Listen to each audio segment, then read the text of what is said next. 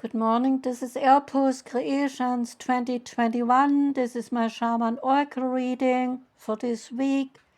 Today is Thursday, and I'm finishing up reading for Sagittarius, Capricorn, Aquarius, and Pisces.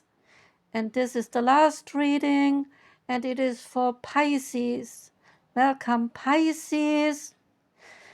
The reading starts with the magical Nordic tarot card. Out for you came the High Priestess.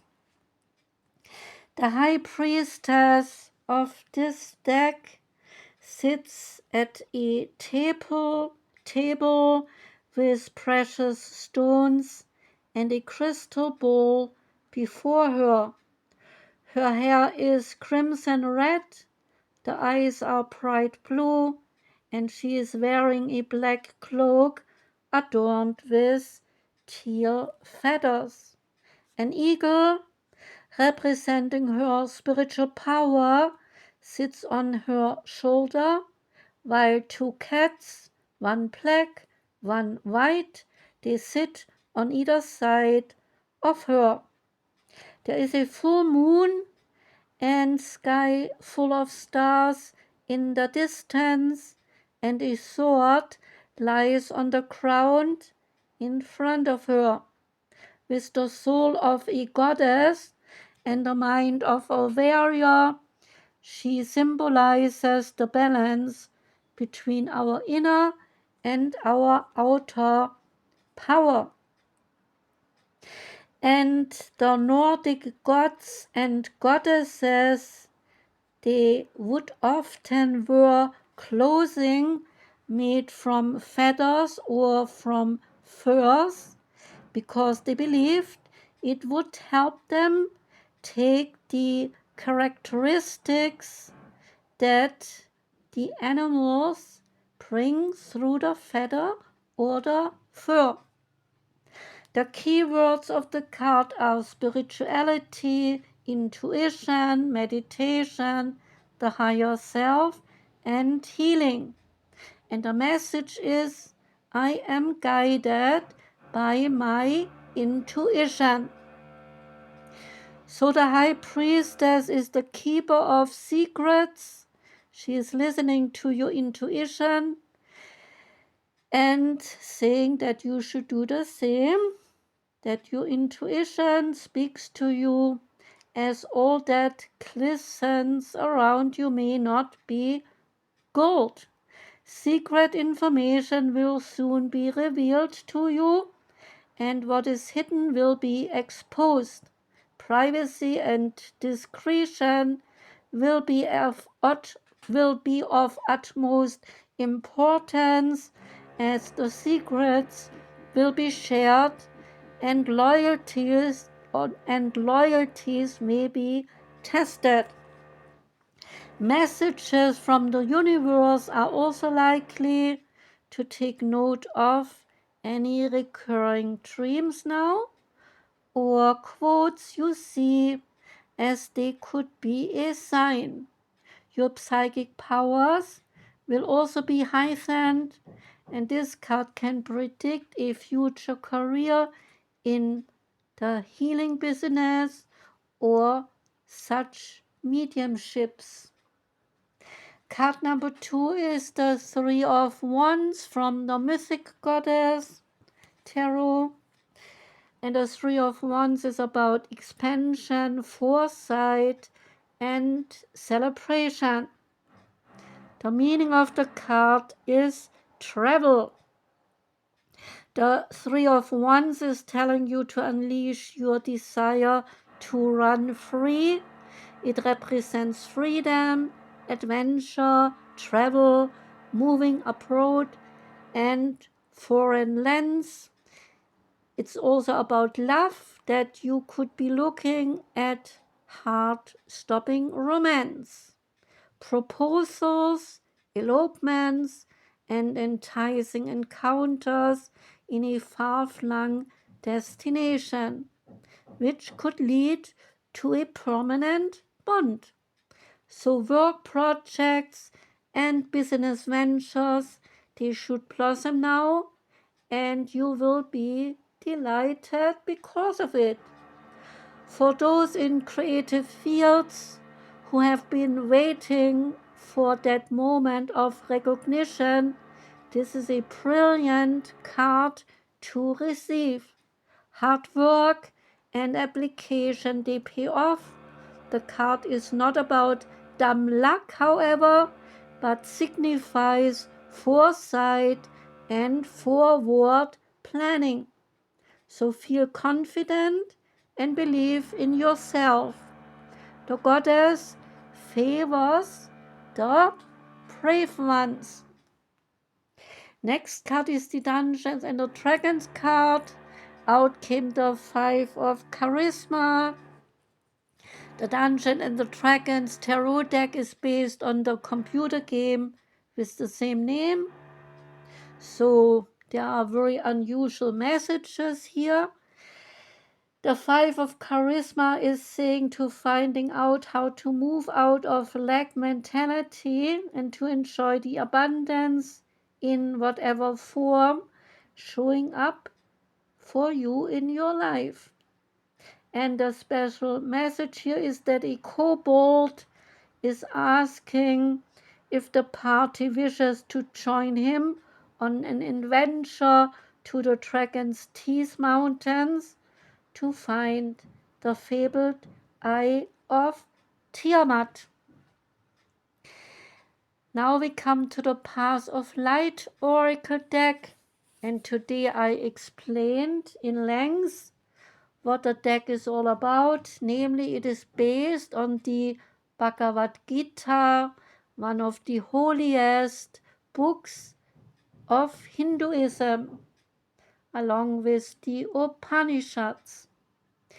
So the card effort says that mastering any skill or area of your life takes dedicated, consistent practice and effort over time. Your spiritual development is the same, so work diligently for your own liberation. And one verse in the Bhagavad Gita says that on the yogic path, no effort is wasted and you cannot fail. Even a little effort will protect you from the worst peril. Life on Earth began as single-celled organisms and over time evolved in complexity over hundreds and millions of years, becoming the multitude of extraordinary and diverse species that exist today. Homo sapiens are the pointy end of that evolutionary path, and that path is still moving, still evolving, and still progressing. This means that we humans are not fully cooked, so to speak. We are a work in progress, a continual unfolding and becoming. The question is then, what will we become next? According to yoga and the Bhagavad Gita, what we are becoming is the true self, the one manifested in form. The ultimate expression of the human being is represented by Christ, the Buddha, the Krishna, and the many saints, sages, and holy beings throughout the ages. This is the extraordinary purpose and destiny of all human beings. The yogic tradition says that upon evolving to human form, each of us will incarnate on the planet as a human being over and over again until we are fully awakened and achieve enlightenment. So ultimately, we will all become enlightened. It is not a matter of if, but when. So take comfort in the fact that you can never fail. Each of us will eventually transcend the regular human consciousness that is filled with sufferings, and we will discover the peace and the nourishment that is on the other side. On the Yoga Sutra 4.3, we read that nature's tendency is to provide us with the opportunities to remove the obstacles to evolution. So this means that life is designed to assist you in progressing towards enlightenment. Life will bring to us the people, events, and experiences that we need to continually grow, learn, and evolve. So it is best to be open, to pay attention, and to see everything that arises as specially selected for us and our continued growth, and then act accordingly. This verse instructs us that no effort is ever wasted. All the work we do on ourselves is conserved, and any level of consciousness we attain cannot be taken away. Though we may, and we often do, descend by straying off the path, we can return to our prior level relatively easily with renewed commitment. So our ability to recapture a past attainment is easily observable in our physical body. For example, if you have reached a certain level of proficiency in a sport and you stop training, then your skills, they will fall off. However, if you pick it up again, you can usually return to the level you were at previously. It is the same with our spiritual development. Yes, there are many times when we lose our way and we feel like we have gone backwards, but we cannot unlearn what we have learned. We cannot unknow what we know. We cannot really go back to sleep once we have awakened. We can try, but we will fail. For whatever we have earned is still there if we let it degrade through lack of use. So the above verse then provides great hope and encouragement. No matter how far you think you have fallen, how low you have descended, or how far astray you have wandered, you can always come back. You are never so lost that you cannot be found. You can get back on track by channeling your effort to the things you know are good for you, that build you up and propel you forwards. So ask yourself the following question: what things should I start doing that I know will be good for me and would propel me forwards? This could be things you have done in the past but are not doing anymore, or something you have never done. And further ask, what should I stop doing that I know is bad for me and is holding me back? Think of the spiritual, mental, and physical levels and write down your answers. Identify what you should start and stop doing, and then put your full effort into doing these things and embedding these new habits. The Bhagavad Gita says to be fearless and pure of heart, be persistent and dedicated to your spiritual advancement. Next card is the Nature's Whispers card. Out came be your best self always. The message is to check in with yourself, how you are feeling at this moment, and ask, are you being the person that you aspire to be? Remember that you determine how you feel. You are constantly choosing to feel the way you feel. It is understandable. We are all human, and there are times that we do not feel 100%. So you got this card to help you to remember to access the highest level of emotions now, and do not settle for less than you deserve. Do your utmost to achieve more, love more, and to be your very best. And the last card is the Oracle of the Birds card, and out came the Peacock. And the Peacock is about perfection. The meaning of the card is the embodiment of paradise struts into your life.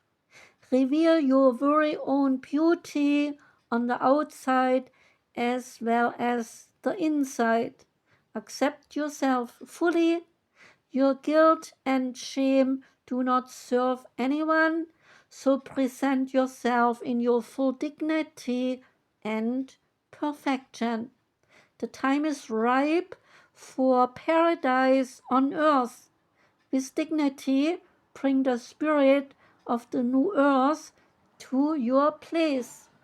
The peacock gives you charisma, so be aware of this energy and give it back to the world. The magic feathers of the peacock speak to you, saying, my shining blue feather robe radiates beauty into this world. Like a royal train, I drag my magnificent long tail feathers behind me, and I show you how to unfold the gown of your own soul.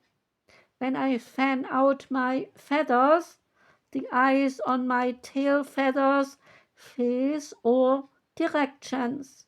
Your gaze, however, I direct straight up to the starry world and spiritual realms. Dancing, I remind you of the cycles of life. In my being, I unite opposites. I proudly wear my delicate yet expressive feather crown, helping you to free yourself of vanity and of arrogance.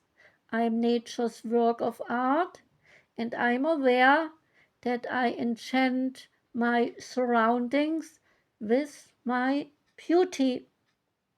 More meanings to the card is a messenger of the gods, is a symbol of power and beauty, is Kuan Yin, the goddess of compassion.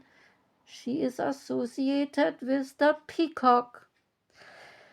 And the card says that the eye of the peacock feather reflects the eye of God, the eye of the heart. So live the beauty given to you by the divine. And the card is also about resurrection, eternal loyalty, and infinity. Say this affirmation: I unfold my wheel of beauty fully and in my rhythm. That was the reading for you, Pisces. Thanks for listening. I'm wishing you a wonderful day today and a great rest of the week. I'm sending you lots of love. Take care and goodbye.